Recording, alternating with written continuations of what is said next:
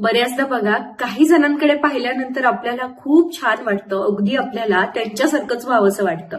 मग अशा लोकांच्या ज्या सवयी असतात त्या कोणत्या असतात, ज्या आपण आपल्या जीवनामध्ये आणल्यानंतर आपलंही व्यक्तिमत्व अगदी त्यांच्यासारखं व्हायला मदत होईल. आपल्या व्यक्तिगत जीवनामध्ये यशस्वी होण्यासाठीची पहिली सवय आहे की स्वतःला सतत मेंटली आणि फिजिकली चॅलेंज करत राहायचं. दुसरी सवय म्हणजे ग्रॅटिट्यूड म्हणजेच कृतज्ञता. सतत आपल्याला प्रत्येक गोष्टीबद्दल कृतज्ञ राहायचं.